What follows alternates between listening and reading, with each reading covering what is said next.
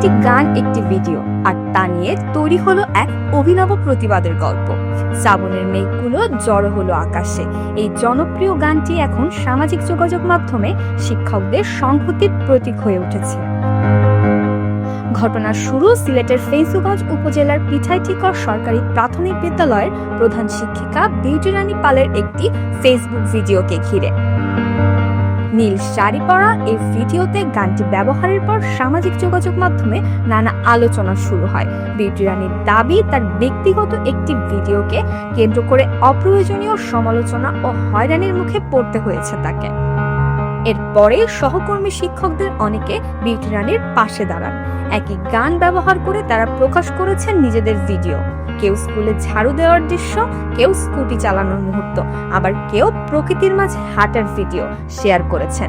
শিক্ষকদের বক্তব্য, একজন শিক্ষক শুধু শ্রেণীকক্ষের মানুষ নন, কারো রয়েছে ব্যক্তিগত জীবন, অনুভূতি ও সৃজনশীলতা। এই বার্তাই ছড়িয়ে দিচ্ছেন তারা নিজেদের অভিনব প্রতিবাদের মাধ্যমে।